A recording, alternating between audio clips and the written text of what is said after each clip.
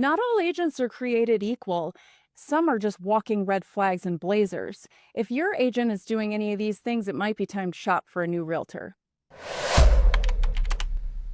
Today we've got Jennifer Sells with Team Sells at EXP Realty, and we're going to be talking about realtor red flags. So welcome, Jen. Thanks for coming. Hey, thanks for having me. I love that we have this great collaboration between us, and we're two different brokerages, and you don't often see agents from different brokerages sitting down and just having a conversation, much less recording it. You know what I mean?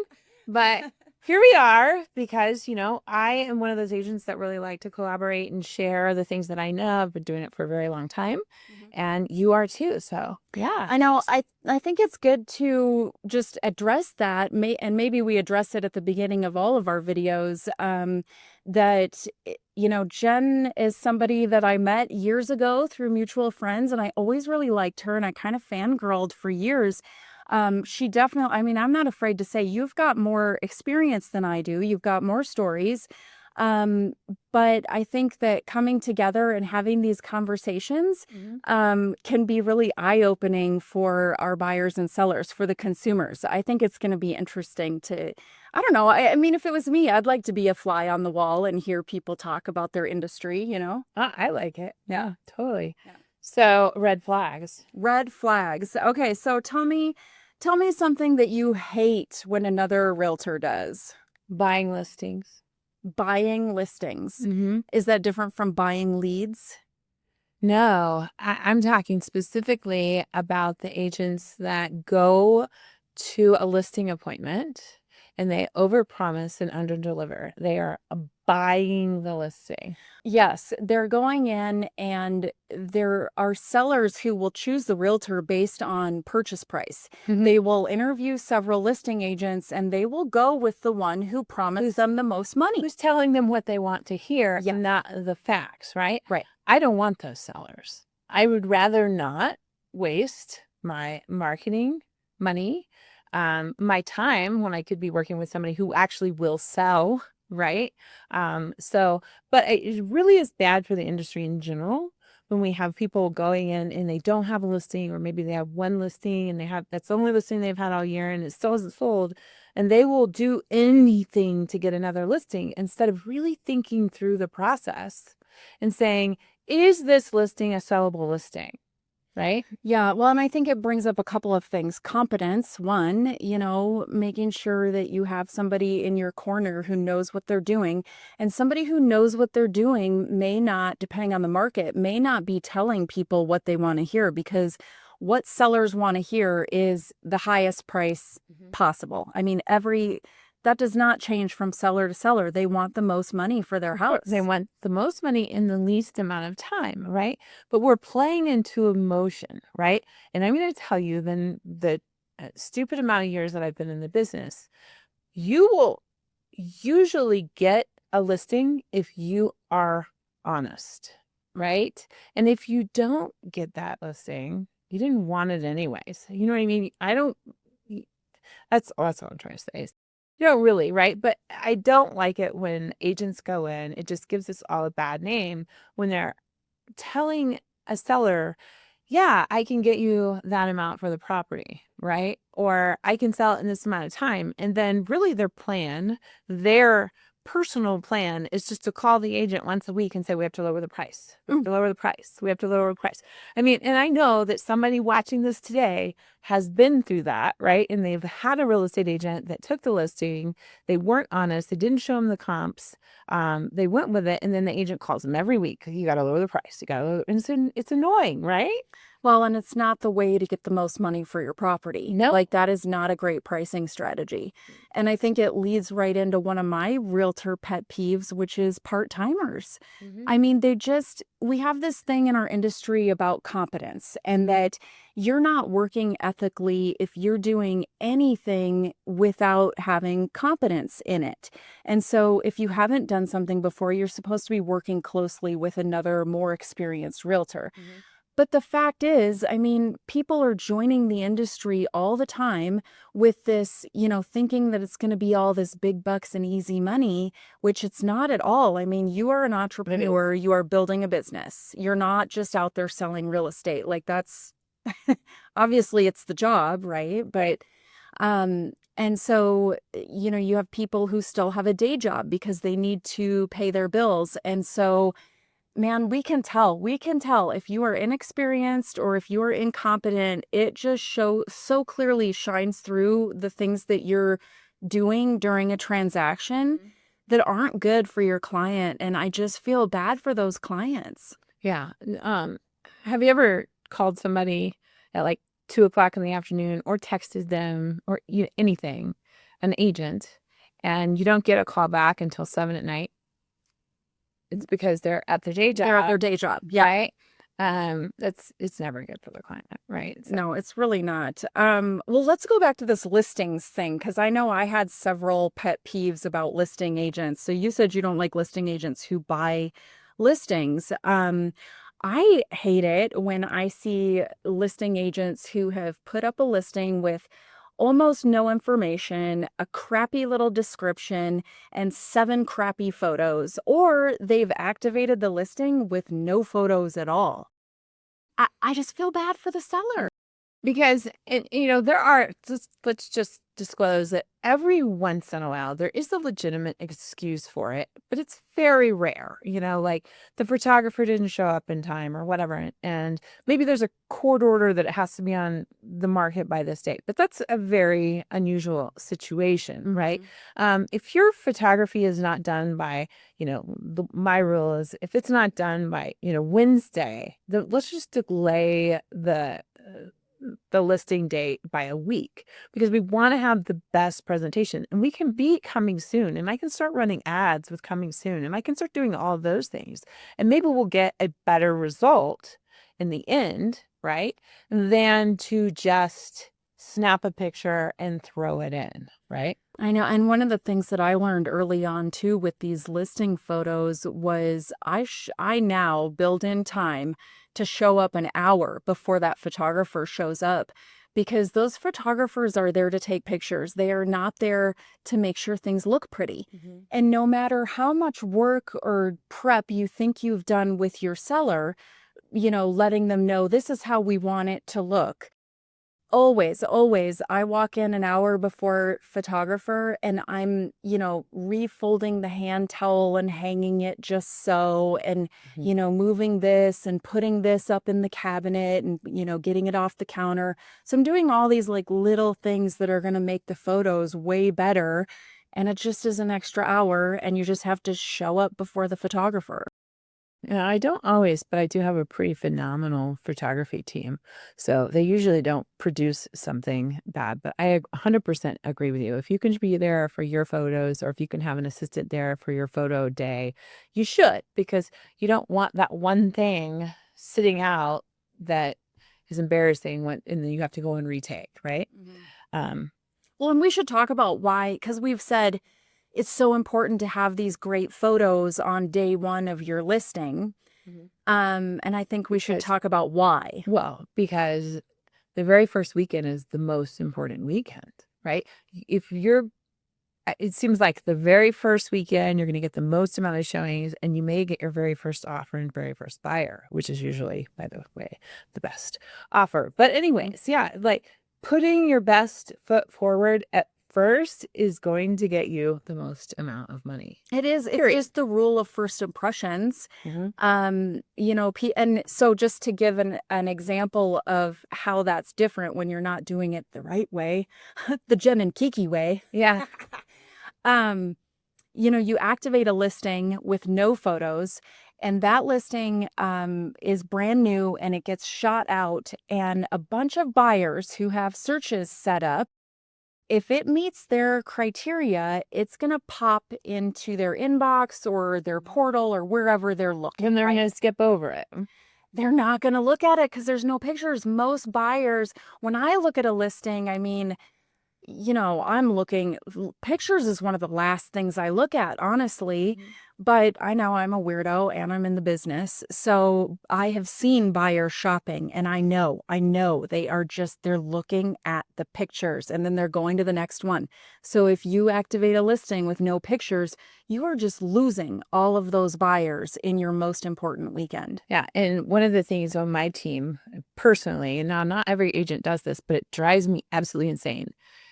Please, for the love of goodness, have a floor plan with measurements that a buyer and make it accessible. Don't make them go into the MLS and go to supplements because the buyers don't have access to that.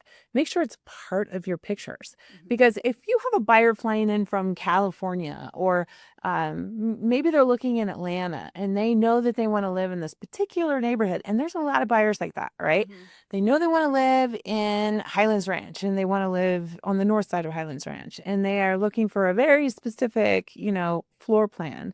You got these videos and you even have the tours and the pictures, but you can't really tell how things are lined out. And you don't know if grandmother's table that is so important to you that you're literally going to haul across the country, if it will fit in that room. And they want to know. So I think that's another big thing that gets missed all the time. I was out with my daughter about a year and a half ago, and we were looking in Grand Junction because instead of having a dorm, she was going back to college. We were just going to get her first, little place. And there was not one listing in the MLS that had a floor plan. Oh, they haven't caught up yet. Because this is kind of a new thing. And I would say maybe in the last few years it's becoming more and more common that you see floor plans as part of the listing photos.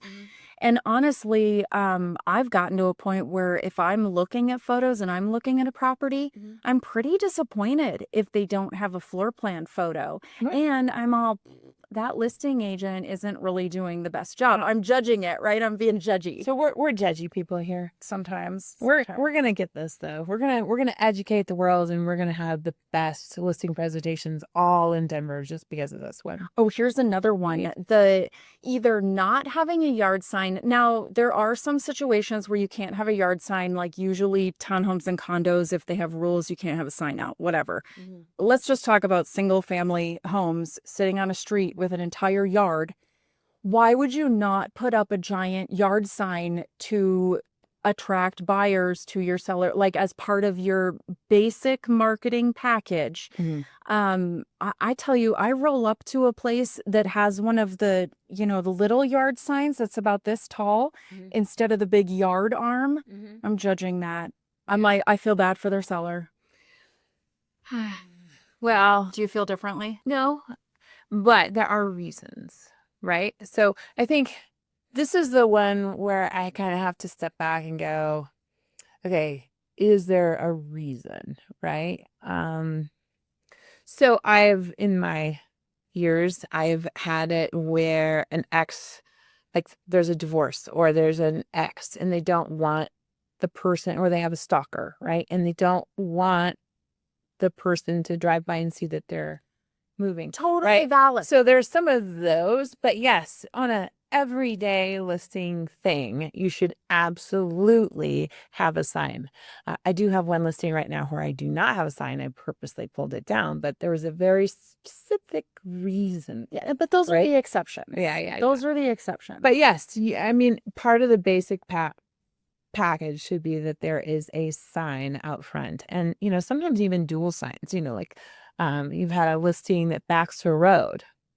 If you can hang it over the fence so that you can get that double exposure, right? Or two signs if you're on a corner. Yeah, there's extra stuff you could do. What's another one? I feel like in my work, like as part striving to do the best job that I can do for my clients, one of my main jobs is managing client expectations.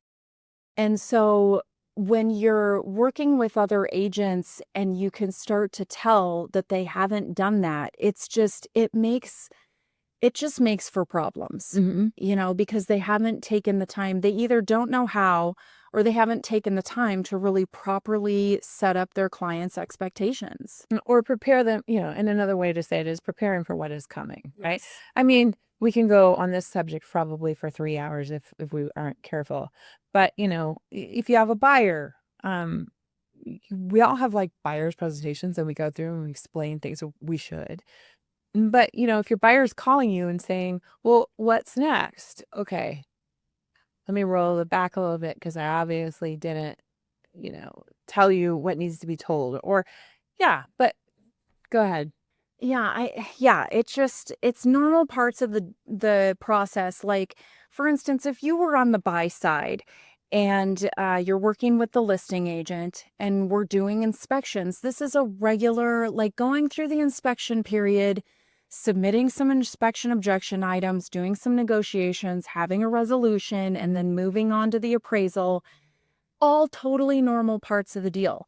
And I think that sometimes, these sellers have not been properly prepared for what's to come, and they So are you're balking. right. So you're saying that you send me an objection, right? And then I go to the seller and the seller says, I'm not fixing any of that. Yeah. Right? Yeah. And there's plenty of them like that. And sometimes it's not the agent, by the way. Sometimes it is the seller. No, you're so right. I think that's such a good point to make, because as good agents, we are working for our client and we're doing what the client directs us, as long as it's not illegal. And so, yes, absolutely. Sometimes it's the client, not the agent. Yeah, but you have a very valid point there. Agents should always be saying, okay, if I'm this listing agent, Mr. Seller, they're going to send us an inspection objection. Have you cleaned the furnace recently? Do you have the receipts for that? When was the last time you had your roof checked? Do you have a 5-year cert, or do you have a 10-year warranty? Is it a class 4? We should know these things before the buyer comes to us. Mm-hmm. And I like to know these things before we even put it on the market, because that's part of the marketing. Oh, we have a new class 4 roof. We have a new furnace, a new AC. And so you definitely have a point there. But, devil's advocate, I've been around this so long that sometimes you just get people that will just dig their toenails into the ground and will not. Well, and on the other side of that, if you're not properly preparing buyers, they will freak out about that inspection report, because it is absolutely the truth that any inspection that is done is going to result in a report that is very many pages and full of a list of things that are wrong with the house. That is completely normal.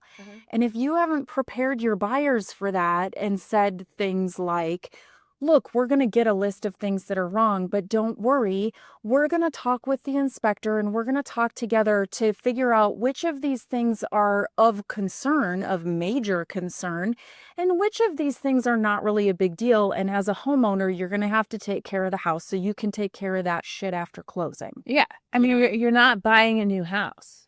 You're buying a house that somebody has lived and loved for very many years. It's really funny that we're talking about this, though, right? Because in a matter of a month, I sold a house built in 1886, right? And the inspection report on that sucker was like, I can't imagine. at least 152 items. You know what I mean? And we're talking electric panel, knob and tube, structural, lead pipes, lead ceilings, roof leaks, you name it, right? And it's a 3-story building that we're going to have to shut down the street in downtown Denver to even be able to roof. And on the flip side of that, just 2 weeks ago, selling a custom home down in Parker.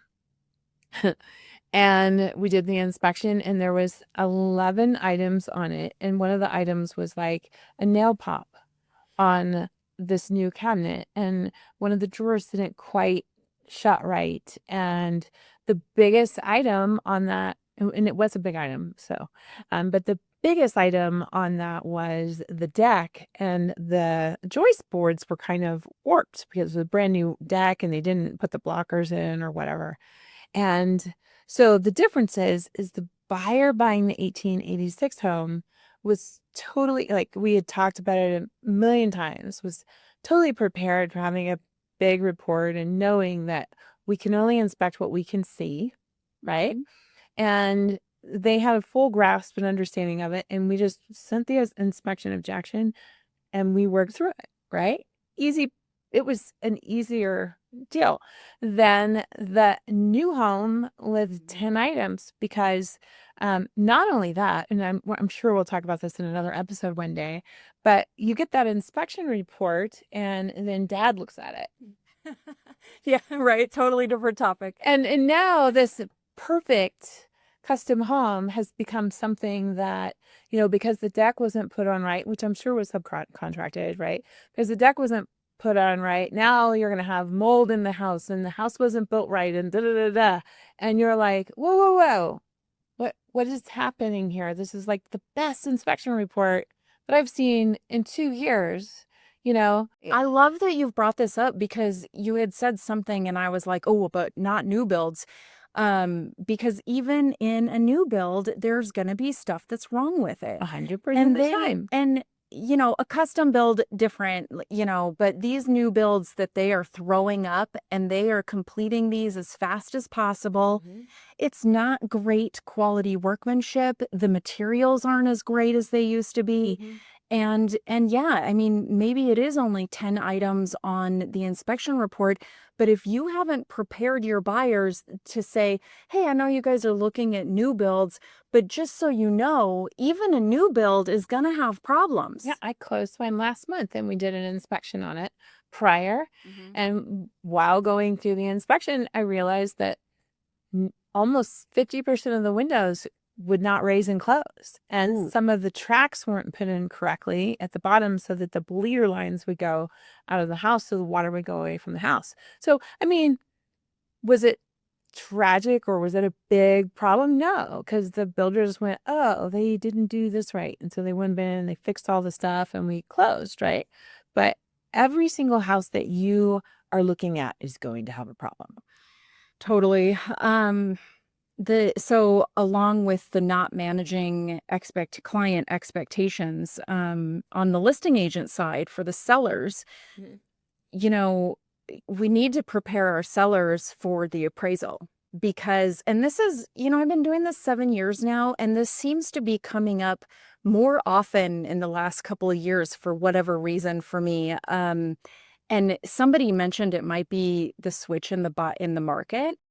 That like during a different market, maybe the appraisers weren't calling out so much stuff, but at the same time, they have a list of stuff that they're looking for and they're not supposed to let go through.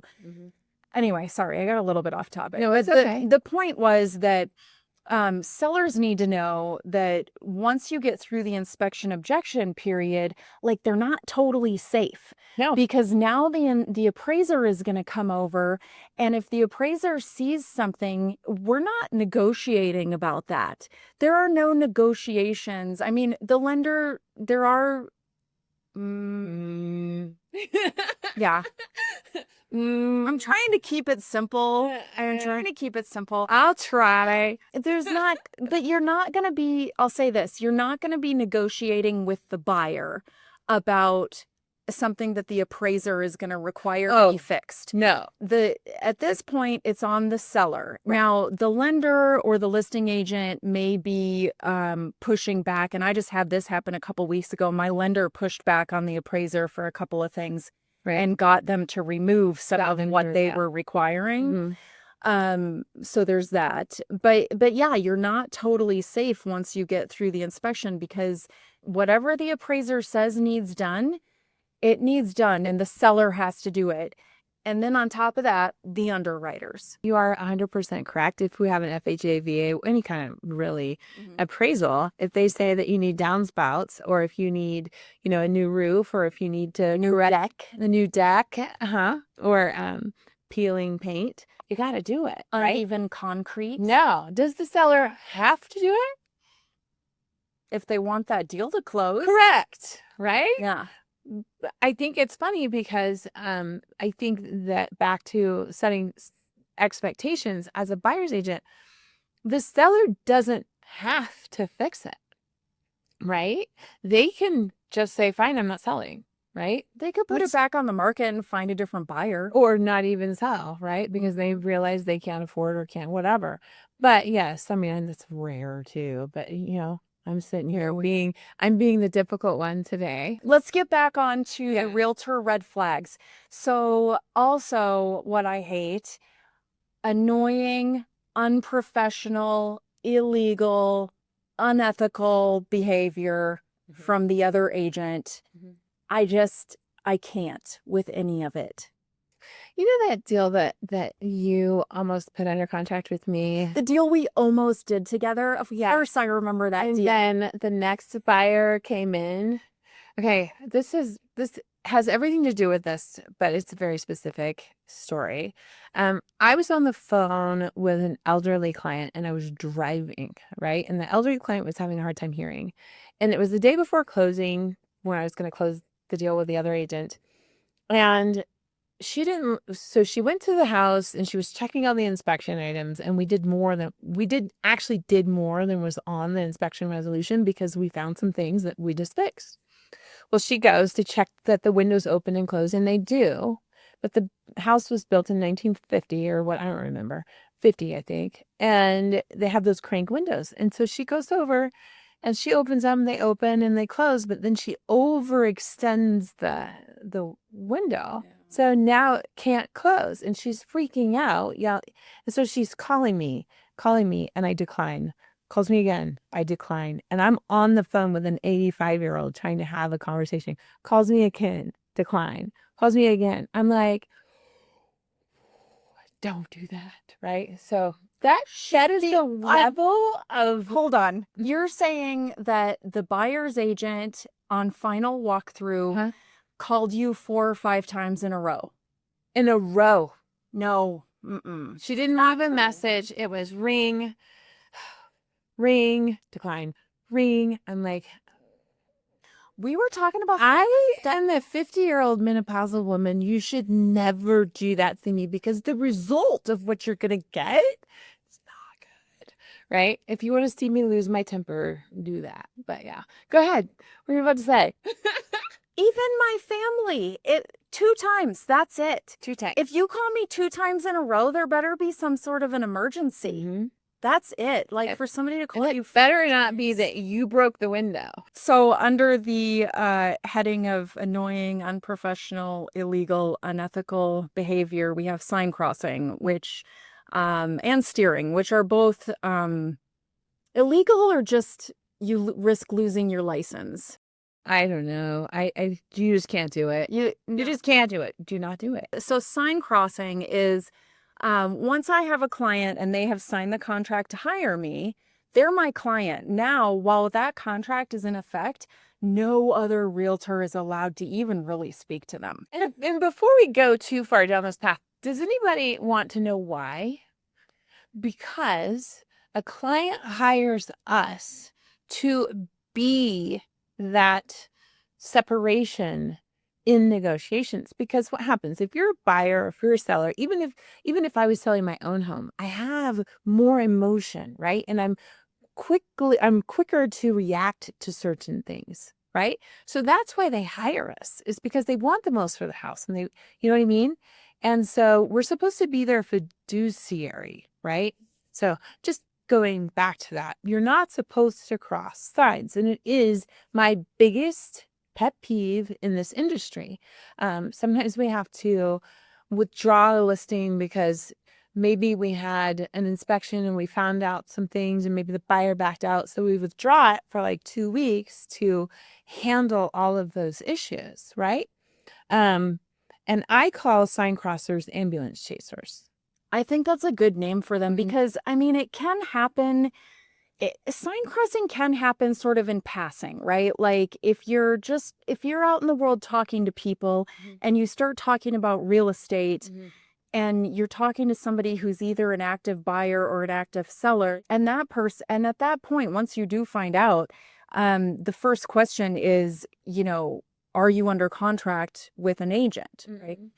But really, Jen was saying earlier that where this comes up a ton is in these withdrawn and expired listings, because that is, we all have different ways of generating leads, lead gen. And going after withdrawals and expired listings is one channel of lead gen that some realtors will use to build their business. That's how they choose to grow their business.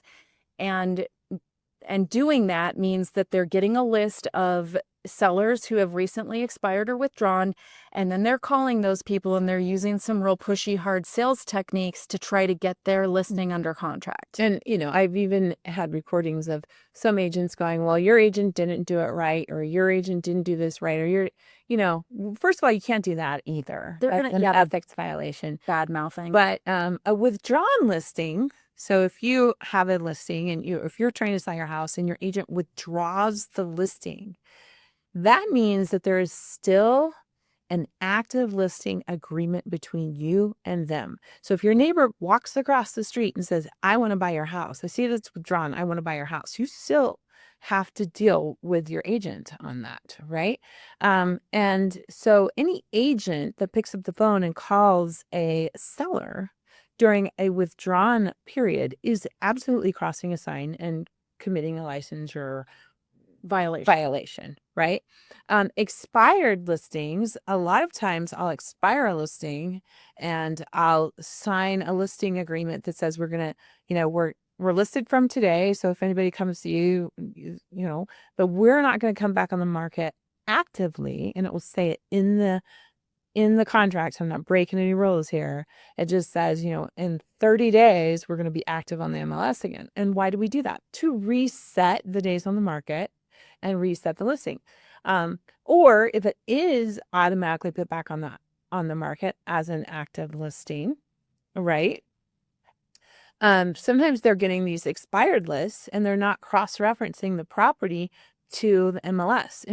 Back in the days when I did lead generation and I tried the expired route, which I would never do, it's not my style anymore, but I would always sit at the computer and I type in the address as I'm calling. And if I see that they were active again, and half the time they're under contract, right? We don't make that call because we did the job that we're supposed to do. I think it's a terrible disservice to our industry when people or agents are crossing those lines. It just makes us as a profession look terrible. Yeah, and it feels like the ambulance chasing. It does. It totally does. Well, I think that I feel like we'll just wrap up this episode coming back to this whole idea of, agents who are either inexperienced or incompetent, because I'm a big fan of fake it till you make it. Yeah. And I did that, when I got started. Everybody has to start somewhere. But the fact is that once you have the experience and you've been in the business for a while, you can tell. You can tell when the other agent on the other side of the transaction is, I just use incompetent as an all-encompassing term for example, I set a showing. I set a showing by sending a showing request. So I'm waiting to have it confirmed by the seller or the listing agent. Right. And she called and I started texting with her and she was telling me that I needed to call such and such showing service in order to set the showing. And I'm saying, no, I already requested the showing. Through that service. Yeah. And she's saying, oh, you need to call. And I'm like, what are you talking about? And then all of a sudden, I see that she's approved the showing. So now, after she has called me and texted with me a few times, now she's actually bothered to go in and look at the showing and look at her showing service and see that the request is there. Now she's approved it for me. So I say thank you. That was a bunch of BS that I didn't need to spend my time on. An extra 20 minutes of our time. Wasted. And then she texted me this morning and she said, she was following up for feedback and asking me how the showing went. And we haven't even had the showing yet. The showing is tomorrow. So she's not paying attention, and I just file all of that under the heading of incompetent, not paying attention to stuff. Drives me crazy. Ooh.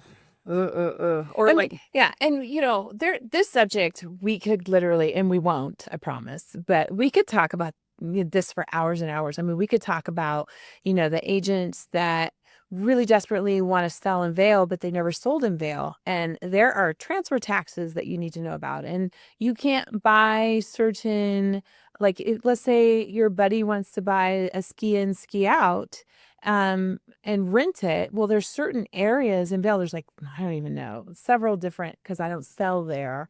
There are several different areas that you can have short term and you can have long term, and you can't have, you know what I mean? So, or water rights or selling land. Like, there's so many different things.